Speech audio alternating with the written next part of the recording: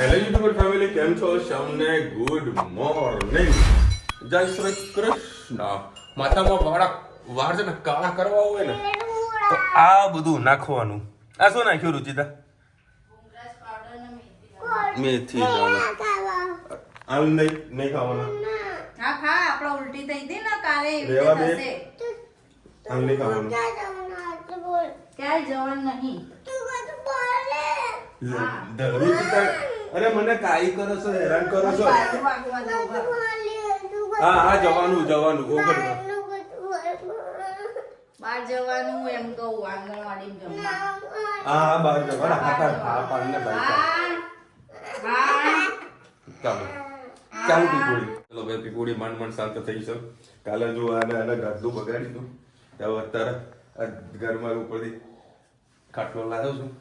હવે બહાર મૂકી દેવાનું એટલે સુકાઈ જાય. અને ગાદલું આપણે બનાવવા માટે આપવાનું જ છે. આ ટકિયાની બહુ જરૂરત છે. ટકિયા પહેલા બનાવજે રુચિતા, એકદમ સોફ્ટ. બે ટકિયા લાવ્યા હતા સોફ્ટ. લગાડી એ છે તો નાખતાય નહીં માથા. બોલો માથામાં નખાતું નહીં. હા બે છે ને સીધો અંદર ચોટી જાય. એટલે યાર એ તો મજા ના ગાડું આવે. એવું લાવતું કેવું રેક્ઝિન કહેવાય ને, શું કહેવાય? રિલાયન્સ નું. રિલાયન્સ નું આવે ને પોલિસ્ટર, એ લાગે. આપણે સર રિલાયન્સ નું રૂ તો આપણા ગાડલામાં કઈ ના, આપણે તો હા પણ બનાવડાવી છે. જો તમે એવી સીટ લાવ્યો તો તે તમને ઊંઘાય ના ભાવ કમર રહી જાય. મેં ગાડલું બનાવડાવ્યું ખબર ઉપડાતું નહીં. હા આ ઉપડાતું ખબર? નથી. કેટલા કિલોનું? 8 કે 10 કિલો હશે. એ પણ ફાવતું નહીં. વાગે પેલા એટલે રૂ તો ચોટી ગયા છે. જૂના જમાનાનો રૂ હોય એ ચોટી ગયા એટલે વાગે કૂંચે છે. એટલે આજે રુચિતાનો 6 હડતાલ એટલે આજે જમવાની બનવાનું નહીં. નહીં બનો હો. એટલે આજે હું જવાનો છું મેરેજમાં. લઈ લો. હા કશો વાંધો નહીં. મેટ્રોમાં જવું કે બાઇક લઈને જવું એ વળી તેની સિચ્યુએશન પ્રમાણે ગણતરી છે. કારણ કે મારી એવી ગણતરી છે કે ભાઈ મારા 3 કારખાનામાં જવાનું વિઝિટ કરવા માટે બધું અંગાર બધું કામ પૂરું કરતું આવું. જોઈએ કઈ રીતનું સેટિંગ છે. કારણ કે હવે તો ઈદ આવી છે એટલે ઈદની પણ તૈયારી પૂરું જોશમાં ચાલુ છે. સિઝન છે. હા બેટા, એટલે પાણી બોટલ થેલીમાં આવજો. પાણીની બોટલ લઈ તો પડશે જ. ચલો ભાઈ, અમદાવાદની મેટ્રોની સફર ઘણા ટાઈમ પછી અરે રામ પકડવા દે. કેટલું ડીપમાં છે બોલો. આડી ઉપરની સાઈડમાં અમારું ગાડીનું પાર્કિંગ છે અને આર્યું અમારું માર્કેટ. રામ સરસ મજાનું મેટ્રો. ઘણા 1 વર્ષ પછી હું આનો ઉપયોગ કરું છું. 1 વર્ષ પછી ના સાહેબ 2 વર્ષ થયા. 2 વર્ષ થયા. લાસ્ટ ટાઈમ રુચિતાના મમ્મી બધા આવ્યા હતા ત્યારે લોકોને મેટ્રોમાં બેસાડ્યું હતું. પછી મારા કંઈક કશે જવાનું થયું જ નહીં. ચલો ભાઈ, ટિકિટ થઈ ગઈ ફાઇનલ. આનો શું છે ભાઈ સ્કેન?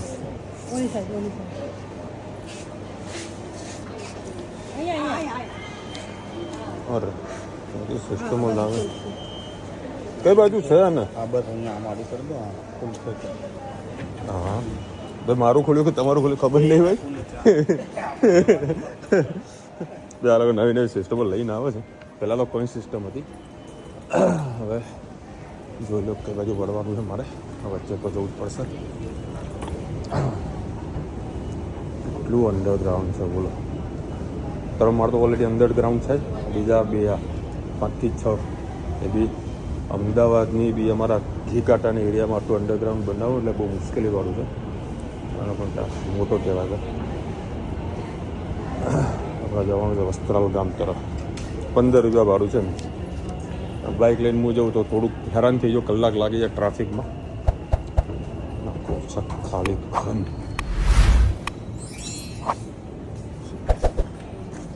વેઇટ કરું ભાઈ. આવી રહ્યો ટ્રેન, સોરી મેટ્રો.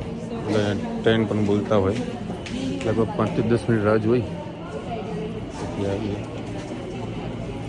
અને આટલી પબ્લિક છે અને આટલી પબ્લિક પછી ઉતરશે પણ ખરી.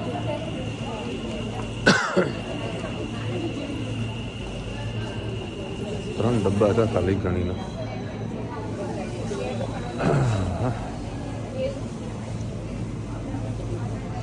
ચલો બધી પબ્લિક ઉતરશે. ધડાધડ ઉતરી જ રહી પબ્લિક. ચલો ભાઈ, ટિકિટ લીધેલ છે શું કહેવાય વસ્ત્રાલ ગામની અને નિરાત ક્રોસ રોડ ઉતરવાનું છે. મેટ્રોની સફર સરસ નહીં ઠંડક છે ભાઈ, જોરદાર એસીનું કુલિંગ છે. ભાઈ મેટ્રોથી ઉતર્યા અને ફોન કર્યો કે મને કોઈ લેવા માટે આવશે કે હા ગાડી મોકલું છું, અને આ ગાડી આવી ગઈ છે મારી બાઈક. સમજદાર આ ગાડી કોલ આમ કે અમે છેતરાઈ જવાય હા ભાઈ. હવે તો રહી ગયો છું મેરેજમાં અને ડિસ્ક ઉપાડી લીધી છે. સાહેબને કંપની આપી છે, સાહેબ ડૉક્ટર છે અને રુચિની ફેવરેટ આઈટમો છે ભાઈ. ચલો હવે ખાણા પીના સબ કુછ હો ગયા. હવે બેસે પાછા મેટ્રોમાં. મેટ્રોની સવારી એકદમ ચિલ્ડ એસી વાળું હોય, મજા આવે. તો ઘણા ટાઈમ પછી આટલું કુલિંગ મેં જોયું હોય. અમદાવાદમાં જો નાસ્તો મંગાવવાનો હોય ને તો કેટલાનો લાવવાનો? 50-50. 100નો ભેગો નહીં મંગાવવાનો, 50-50નો ભેગો મંગાવવાનો. જો આનાથી ફાયદો શું થાય? શું ફાયદો થાય? ચટણી વધારે મળે, સંભાર વધારે મળે.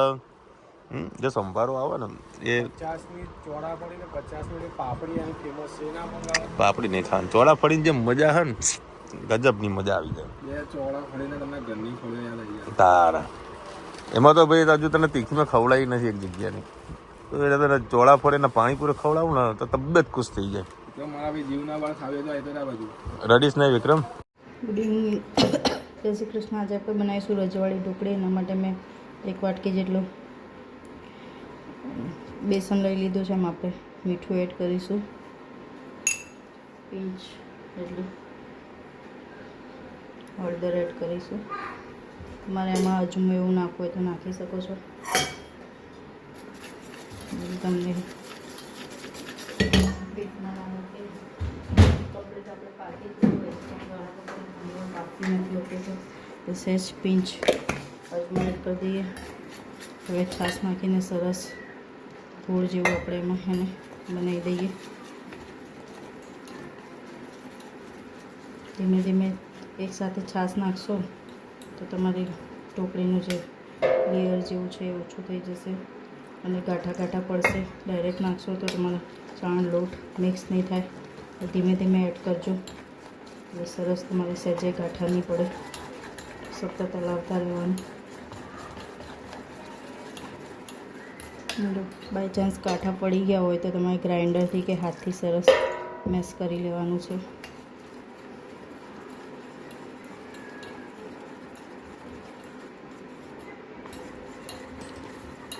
જોઈ શકો છો સરસ ફ્લફી જેવું થઈ ગયું છે.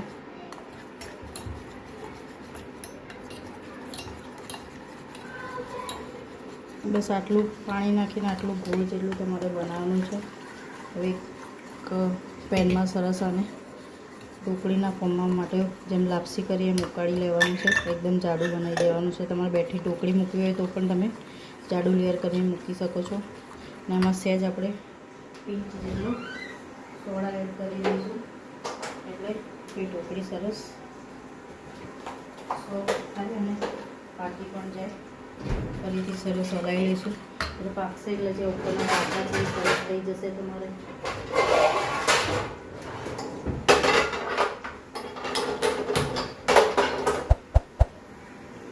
બસ આ પેનમાં જેમ ખાંડવી બનાવતા એમ કેવું સતત હલાવીએ છીએ એમ હલાવતા રહીએ આપણે.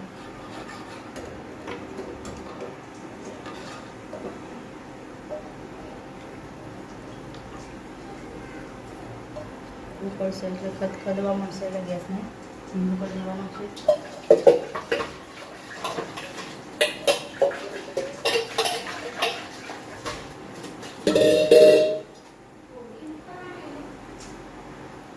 ઉકળવા માંડ્યું છે અને સતત આપણે હલાવતા જઈએ. વચ્ચે મેં ચાલુ ગેસ રાખીને બીજું કામ કરવા ગઈ તો આ થોડું નીચેથી જાડું થઈ ગયું છે. તમે આમાં જ ધ્યાન રાખીને સતત હલાવતા રહેજો નહીં તો નીચેથી આવી રીતે ચોંટી જશે તો ગાંઠા ગાંઠા પડી જશે. ગેસ ધીમું રાખીને પણ કરી શકો છો.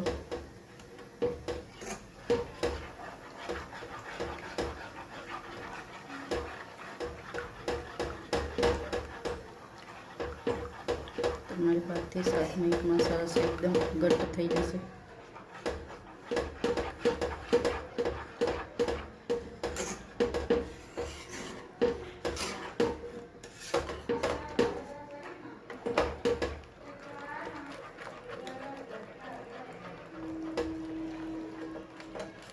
તમારે આમાં આ જ ફોર્મમાં જે ખાંડવી બનાવી હોય તો તરત જાડું જાડું એકદમ થીક ફોર્મમાં તમે પાથરી શકો છો લેયર કરીને. ખાંડવી પણ આ રીતે જ બને છે. આમાંથી થોડું ખીરું તમારું બચી ગયું તો તમે ખાંડવી પણ બનાવી શકો છો. પણ ખાંડવી બને તો તમે આમાં મરચાં અને આદું નાખશો તો ટેસ્ટ ખૂબ જ સરસ આવશે. જોઈ શકો છો થીક થવા મળ્યું છે.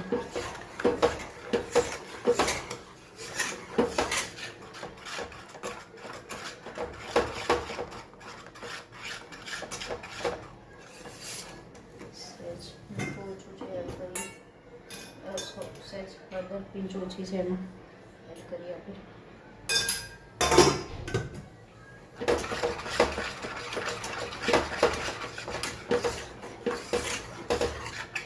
અત્યારે આ ખીરું છે એમાં તમારે મીઠું મરચું મીઠું ને હળદર ટેસ્ટ કરી શકો તો ઓછું વધતું હોય તો એડ કરી શકો છો. બની જાય પછી મજા નહીં આવે કેમ કે તમે પછી બનાવશો એની ગ્રેવી તો તમને ઢોકળી મોડી લાગશે તો પણ તમને ટેસ્ટમાં મજા નહીં આવે.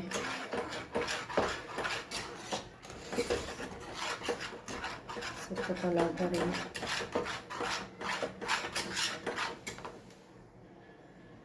બસ આ ફોર્મમાં છે. હવે આપણે થાળીમાં પાથરી લઈએ અને તમારે ખાંડવી પણ બની શકે છે. બસ હવે તેલમાં ગ્રીસ કરીને પાથરી લઈએ. રીતે 2 થાળી પાથરી લીધી છે. હવે એને ઠંડી પડે એટલે કટ કરી લઈએ. ત્યાં સુધી આ થોડું ખીરું બચ્યું છે એની આપણે ખાંડવી બનાવી દઈએ.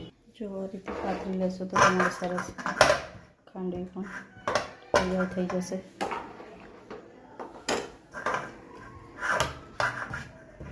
એકમાંથી તમારે 2 રેસીપી બનશે. ખાંડવીને ઉપર રાઈને મરચું અને લીમડો નાખીને વઘાર કરી દેવાનો.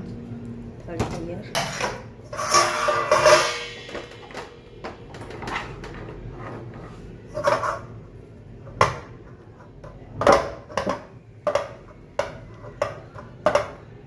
ખીરું આપણે ઢોકળી માટે રાખીએ તો એટલે સહેજ જાડી ખાંડવી બનશે. તમારે ખાંડવી માટે રાખવું હોય તો થોડું પતલું રાખવાનું તો સરસ તમારી ખાંડવી પતલી બનશે.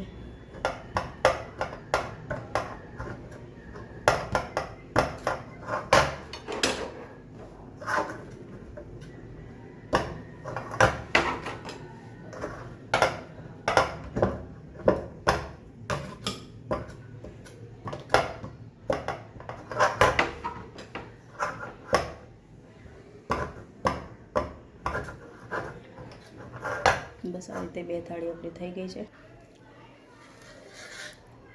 હવે કટ કરી લઈએ. જોઈએ હવે ઉકળે છે કે નથી ઉકળતી. ઉકળી તો રહી છે. સરસ આ રીતે વાળી લઈએ. જોઈ શકો છો આપણી ખાંડવી સરસ તૈયાર થઈ ગઈ છે.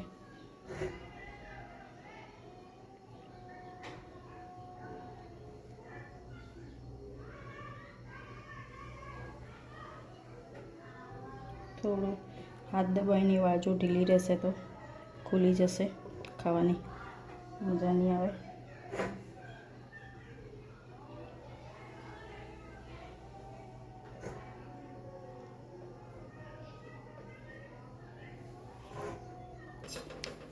સાથે સાથે ઢોકળી પણ આપણે કટ કરી લઈએ.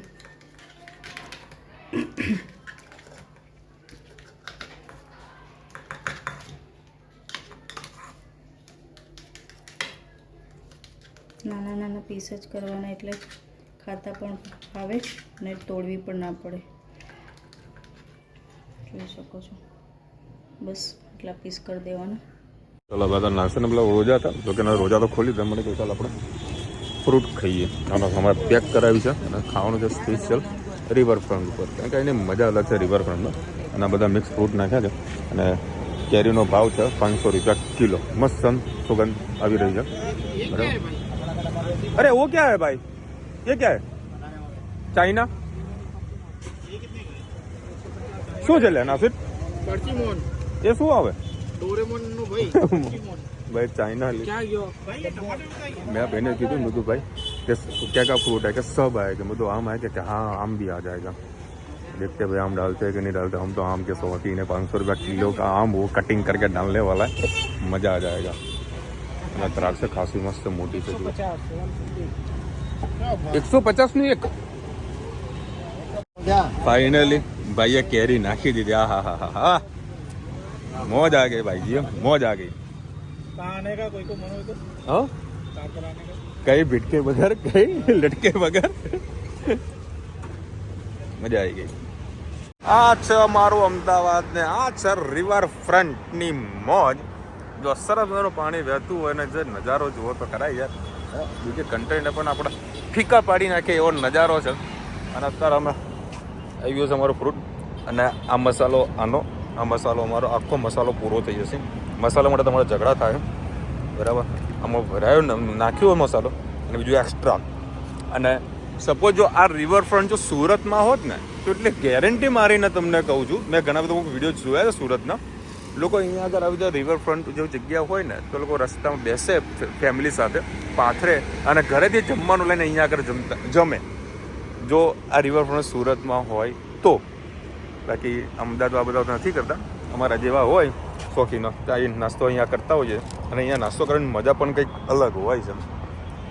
ઢોકળી બનાવશું, આપણું તેલ થઈ ગયું છે। આજે આપણા પાસે લીલી ડુંગળી નથી તો સૂકી ડુંગળી નથી તો આપણે આજે લીલી ડુંગળી નાખવાના છીએ। તો જીરું એડ કરીશું, એક લાલ મરચું, તમાલપત્ર, હિંગ અને ચોપ કરેલી લીલી ડુંગળી એડ કરી દઈશું। તમારે ડાયરેક્ટ લસણ નાખીને પણ વઘાર હોય તો વઘારી શકો છો, સારી રીતે ડુંગળી ચોપ કરશો તો ટેસ્ટ ખૂબ જ સરસ આવશે। બસ હવે ડુંગળી સરસ સોતે થવા દઈએ।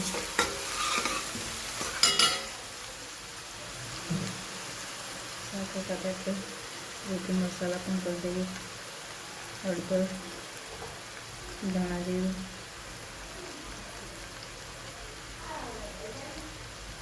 લાલ મરચું પાવડર સરસ મિક્સ કરી લઈએ। આજે આપણે ટામેટું નથી એડ કરવાનું,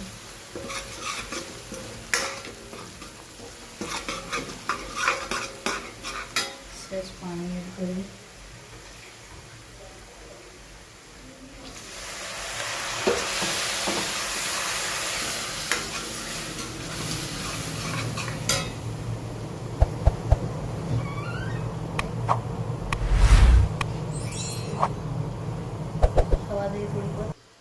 જોઈ શકો છો તેલ આપણું સરસ રીતે પડી ગયું છે। આમાં લસણનો ટેસ્ટ બહુ સરસ આવતો હોય છે એટલે વાટીને 5 થી 6 લસણની કળી એડ કરી દીધી છે।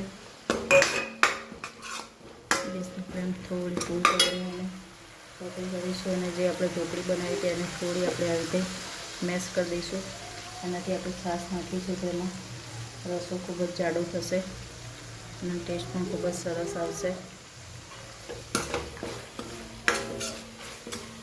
સાથે સાથે મીઠું પણ એડ કરી લઈએ।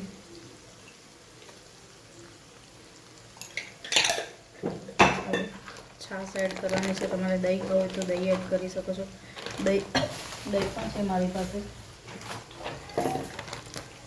હવે છાશનો ટેસ્ટ ખૂબ જ સરસ આવશે। થોડું છાશ અને થોડું પાણી એડ કરવાનું છે।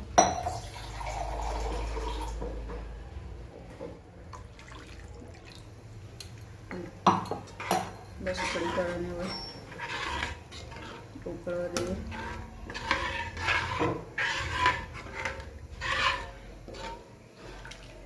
બસ આને હવે સરસ ઉકળવા દઈએ। બસ આ ઉકળી ગયું છે, હવે આપણે એમાં ઢોકળી નાખી દઈએ અને સાથે સાથે ધાણા એડ કરી દઈએ। આપણે ધોઈને એડ કરવાના છે।